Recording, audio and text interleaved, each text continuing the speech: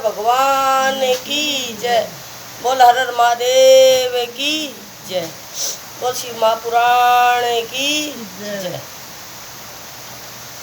श्री शिव महापुराण रुद्र संहिता कुमारखंड भाषा पहला अध्याय शिव पार्वती विहार। रतिवर्धक से यहाँ बना गिरी कैलाश विहार, पार्वती शंभु दो भय पर पीड़ित मार। श्री नारद जी बोले हैं ब्राह्मण, अब आप यह सुनाइए कि शंकर जी व पार्वती जी के पुत्र कैसे हुआ। सूत जी कहते हैं कि जब नारद जी ने ऐसा पूछा तब ब्रह्मा जी प्रसन्न हो शिव जी का स्मरण करते हुए बोले हैं, नारद जी जब पार्वती के साथ विवाह कर शिव जी कैलाश पर आए तो वहाँ उनकी अंतर शोभा हुई और उन्होंने देवताओं का कार्य पूर्ण करने का विचार किया। भगवान शंकर के घरों ने प्रसन्न होकर अनेकों उत्सव मनाए और देवता प्रसन्न हो अपने अपने लोकों को चले गए। पश्चात महादेव शंकर कल्याण स्वरूपा श्री पार्वती जी को लेकर एक अत्यंत मनोहर दिव्य निर्जन स्थान में चले। वहाँ रतिवर्धक शैया बनाकर देवताओं के सहस्त्रों वर्षों तक पार्वती के साथ विहार करते रहे। उन्हें रात दिन की भी सूचना न रही। लोक धर्म के प्रवर्तक भगवान शंकर ने एक शरण के समान ही उस बहुत समय को व्यतीत कर दिया। यह देख समस्त इंद्रादिक देवताओं ने समेरु पर्वत पर एक गोष्ठी की और यह विचार किया कि योगी स्वर शंकर ने अब तक कोई पुत्र उत्पन्न नहीं किया, अब वे किस लिए विलम्ब कर रहे हैं। तब मुझ ब्रह्मा को साथ लिया, मुझको अग्रणी बनाकर वह सब देवता विष्णु जी के पास गए, अपना अभिष्ट कहा और उन्होंने यह भी निवेदन किया कि हजारों वर्षों से भगवान रस क्रीड़ा में रत है और उससे विरत नहीं होते हैं। तब विष्णु जी ने मुझसे कहा कि इसकी कुछ भी चिंता न कीजिए, श्रद्धा कल्याण होगा। शिव जी का संभोग कौन भंग कर सकता है। 1000 वर्ष पूर्ण होते ही वे स्वयं अपनी इच्छा से विरत हो जाएंगे। जो मनुष्य किसी स्त्री पुरुष का वियोग करता है उसे जन्म जन्म में स्त्री पुरुषों का वियोग सहना पड़ता है। अतएव इसका यही उपाय है कि 1000 वर्ष बीतने पर तुम लोग जाकर वहाँ ऐसा कोई उपाय करो जिससे उसका वीर्य पृथ्वी पर आ पड़े। उसी वीर्य से उनके सकंद नाम पुत्र का जन्म होगा। परंतु इस समय तुम भी सभी देवता अपने स्थान पर चले जाओ और शिव जी को पार्वती के साथ विहार करने दो। कमलाकांत विष्णु सब देवताओं से ऐसा कहे अपने अंतपुर में चले गए। देवता भी अपने धाम को चले गए। फिर तो उन शक्ति और शक्तिमान के विहार में भाराक्रांत हो पृथ्वी कांप उठी। तीनों लोकों में भय व्याप्त हो गया। तब मुझे साथ ले सब देवता विष्णु जी के पास फिर पहुँचे। स्थावर जंगम की व्याकुलता निवेदन की। विष्णु जी ने कहा, अच्छा जाओ सब देवता मेरे साथ शिव जी के पास चलो। हम लोग कैलाश पर्वत पर पहुँचे, परंतु शिव जी तो वहाँ थे ही नहीं, केवल उनके गण वहाँ विराजमान थे।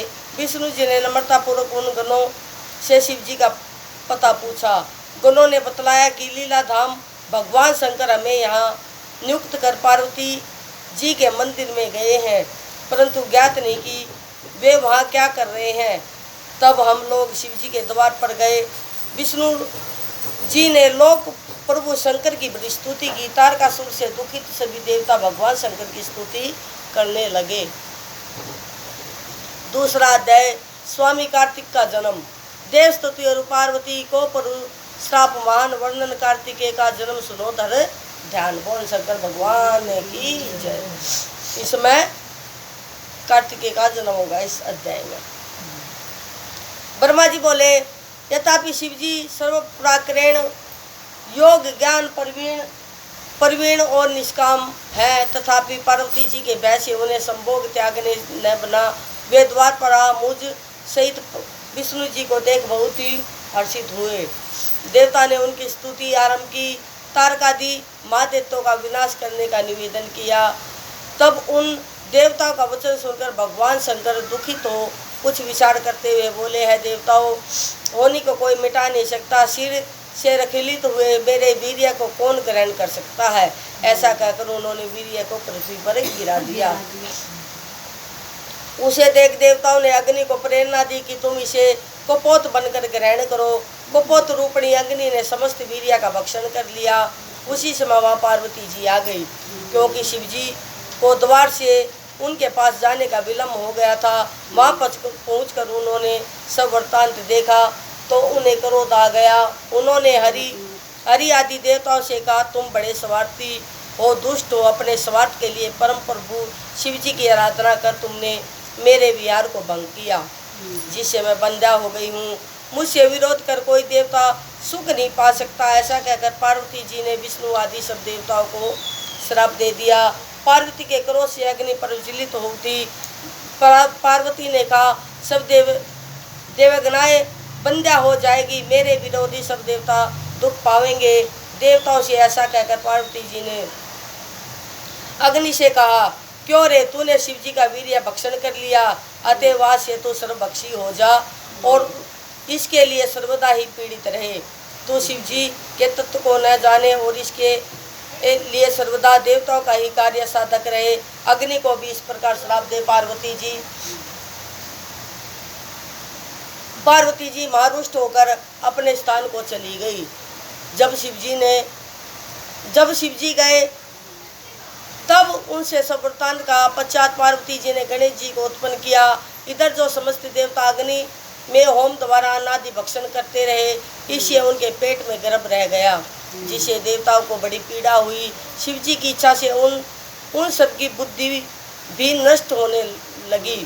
गर्भ की गर्मी से सभी संतमंत हो गए। सबने शिव जी की शरण ली।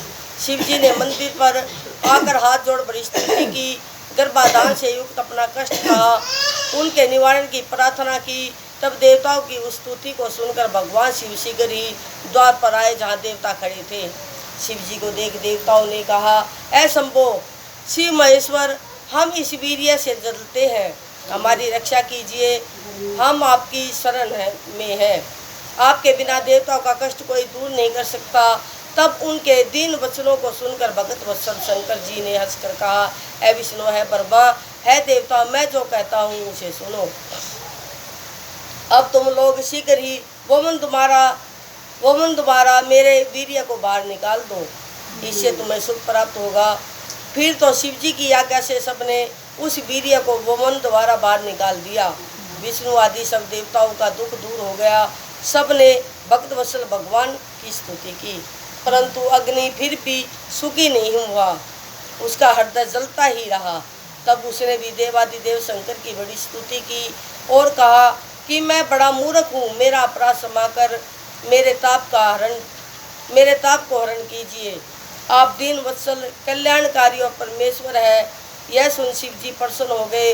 उन्होंने अग्नि से कहा, तुमने मेरा वीर्य भक्षण कर अच्छा नहीं किया, तुम्हारा पाप अधिक था, इसी से तुम्हारा संताप नहीं छूटा, परंतु अब मैं प्रसन्न हूँ, तुम्हारा सब दुख छूट जाएगा। तुम मेरे वीर्य को किसी स्त्री की योनि में स्तर कर दो, उससे तुम्हारा शरीर नहीं जलेगा। अग्नि ने कहा, है महाराज, आपका तेज बड़ा कठिन है, तीनों लोकों में इसे धारण करने की शक्ति किसी में नहीं है। उसी समय नारद तुम भी वहाँ आ गए।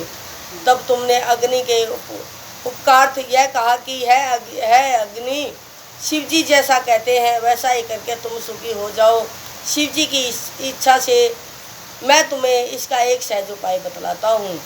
माघ के महीने में जो स्त्री प्रयाग में स्नान करने आवे, उसकी देह में तुम इस मैथ वीर्य को स्थापित कर देना।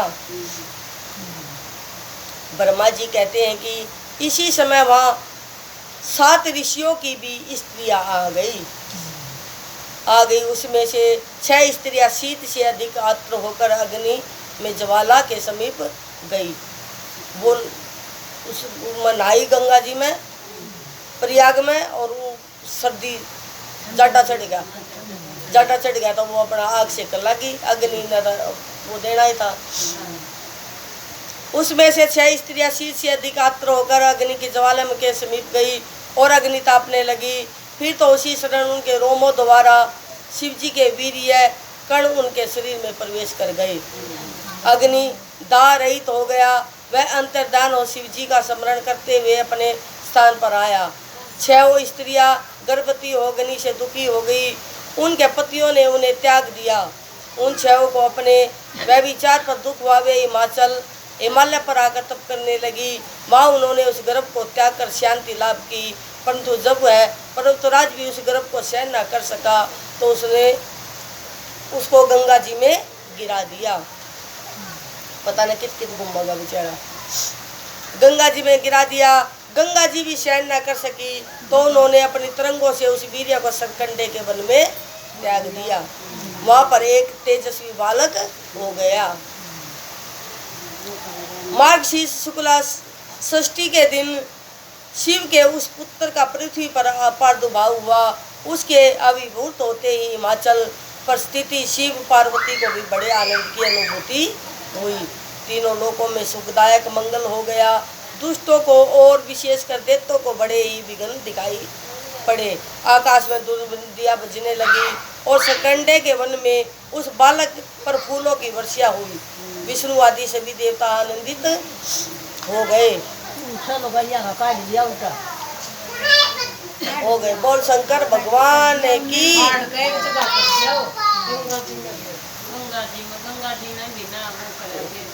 तीसरा अध्याय स्वामी कार्तिकेय का चरित्र। बोल शंकर भगवान की जय। बोल हर हर महादेव की जय। वर्तमान अध्याय में कार्तिक चरित्र सरल वर्णन करना सुनो सभी समित्र। नारद जी बोले, सृष्टि के कर्ता, इसके पश्चात वहाँ क्या हुआ वह कृपा कर कहिए। ब्रह्मा जी बोले, है तात। फिर तो उसी समय विधि प्रेति विश्वामित्र वहाँ आगमन हुआ।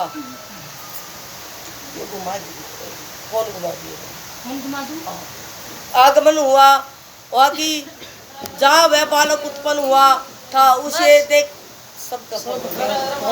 देखकर ऋषि प्रसन्न हो नमस्कार करने लगे तथा उसके प्रताप को जानकर उन्होंने उसकी बड़ी स्तुति की। तब उस अत्यंत उत्सवदायक बालक ने विश्वामित्र से कहा, है महाज्ञानी, तुम शिव जी की इच्छा से ही सहसा यहाँ आए हो, अतः तुम सविधि मेरा संस्कार करो।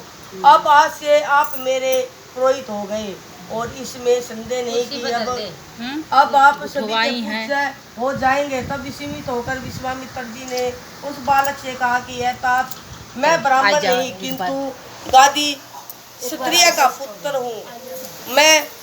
मैं ब्राह्मणों का सेवक और लोग मुझे विश्वामित्र कहते हैं, परंतु तुम कौन हो यह तो कहो। इस पर वह उत्सवकारी बालक कहने लगा, है विश्वामित्र, अब तुम मेरे वरदान से ब्रह्म ऋषि हो गए हो निसंदेह। अब वशिष्ठ आदि ब्रह्म ऋषि तुम्हारे प्रशंसक होंगे। मैं आज्ञा देता हूँ कि तुम मेरा संस्कार करो और यह गुप्त रहस्य किसी पर प्रकट न करना। फिर तो विश्वामित्र जी ने उस बालक का जा संस्कार किया और उस बालक ने भी प्रसन्न होकर उन्हें सच्चा ज्ञान प्रदान किया। यह तात, यह तो मैंने उस बालक की एक लीला कही। अब उस बालक की दूसरी लीला सुनो। उसी समय से जो श्वेत नामक एक दूसरे महर्षि ने उस दिव्य और परम बालक को आकर देखा तो उसका आलिंगन और चुंबन कर उसे शक्ति और शस्त्र अर्पण किया। उस शक्ति को लेकर वह क्रोध पर्वत पर चढ़ गया और उसके शिखर ढाने लगा। यह देखकर 10 वीर राक्षस उसको मारने आए, परंतु कुमार ने सबको अपने प्रहार से नष्ट कर दिया। त्रिलोक कांप उठा। यह देख के देवताओं सहित शंकर जी वहाँ आए और इंद्र ने उसे दक्षिण पार्श्व में वज्र का प्रहार कर दिया, जिससे शाका नामक एक दूसरा महाबली मनुष्य उत्पन्न हो गया। इंद्र ने फिर उसके स्वामी कार्तिकेय के वाम पार्श्व से में प्रहार किया, इससे विशाख नामक दूसरा पुरुष पैदा हो गया।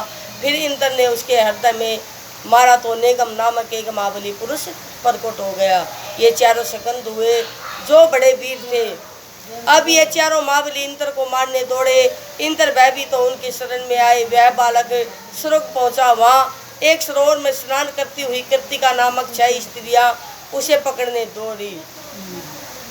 उनमें भारी विवाद हुआ। कुमार ने 6 मुख करके एक एक मुख से उनका स्तनपान किया। वे प्रसन्न हो कुमार को अपने लोक में ले गई। तिलकों में दुर्लभ वस्त्रों को पहनाया, उत्तम आभूषण दिए। बोल शंकर भगवान की जय। चौथा अध्याय कार्तिकेय की खोज और नंदी संवाद। वालू का है जी, जिसका उम्र जो है ना अकाउंट, वो पूरी डिटेल डालकर फोटो कॉपी कर हमने जो मेरा नाम है, मकान मालिक का, वर्कर का है करके। मेरा नाम है, हमारा नाम है किसी को। कैसे नहीं शंभु पूछत देवगण कहाँ दे पुत्रेश, कार्तिकेय की खोज अरु नंदीश्वर संदेश। ब्रह्मा जी बोले इस प्रकार जब बहुत समय व्यतीत हो गया और पार्वती जी को उस बालक का कुछ पता न लगा, तब उन्होंने एक दिन अपने स्वामी शंभु से पूछा कि यह देव महादेव है ईश्वर, आप मेरे पूर्व पुण्य से ही मुझे प्राप्त हुए हैं, कृपा करिए बतलाइए कि आपका वीर्य कहाँ गया जो पृथ्वी पर गिरा था और जिसे देवताओं ने छिपा लिया था। क्या आपका वह वीर्य जो मुझ में न गिरकर पृथ्वी पर गिरा वह कहीं नष्ट तो नहीं हो गया, या उसे कोई बालक प्रकट हो गया। पार्वती के यह वचन सुनकर जगदीश्वर ने देवता और मुनियों को बुलाकर पूछा कि है देवताओं, मेरा अमोद वीर्य कहाँ है, उसको किसने छिपाया है, शीघ्र ही बतलाओ, नहीं तो दंडित होगे। ईश्वर के यह वचन सुनकर सब सभा के लोग कंपित हो गए और कर्म से एक दूसरे को देखकर प्रभु के आगे उसकी खोज संबंधी एक एक बात कहने लगे। तब जैसे जैसे वह वीर्य जहाँ जा गया और जैसे वह कृतिका द्वारा पालित हुआ, उसका पता पाकर शिव जी बहुत प्रसन्न हुए और उन्होंने ब्राह्मणों को बहुत सी दक्षिणा दी। पार्वती भी पुत्र का समाचार सुनकर बहुत प्रसन्न हुई।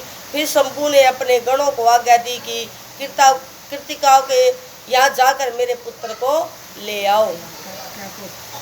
शिव जी के एक से एक बलिगण, लाखों क्षेत्रपाल और 3 लाख भूत, रुद्र और भैरव ने स्वर्ग में उड़कर कृतिकाओं का घर घेर लिया। कृतिकाएं भय से व्याकुल हो गई।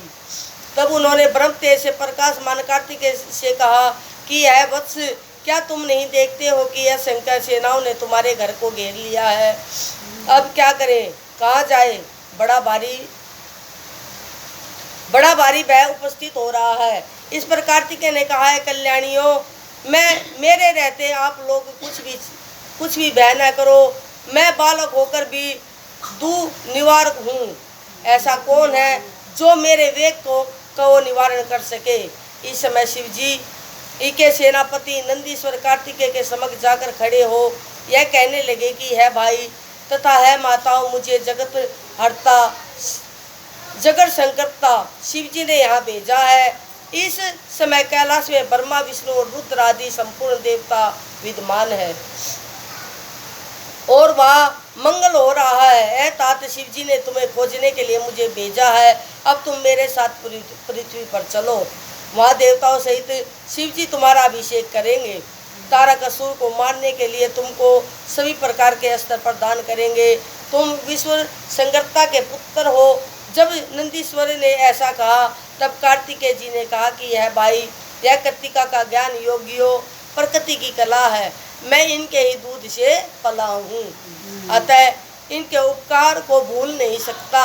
मैं इनका पोष्य पुत्र हूँ, शैलेंद्र कन्या से मेरा प्रादुर्भाव नहीं है, वह मेरी ऐसी ही धर्म की माता है जैसे यह सब कृतिकाएँ हैं। यदि शिव जी ने अपना पुत्र मानकर मुझे भेजा है, तुमको भेजा है, तो मैं तुम्हारे साथ चलकर देव समूह का दर्शन करूंगा।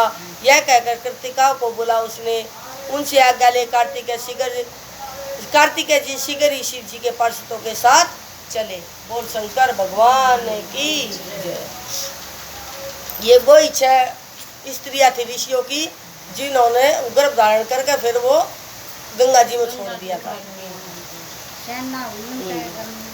फिर उन्होंने अपना दूध पिलाया, उनकी तो माता ही तो हुई, गर्भ में भी रहा और दूध भी पिलाया।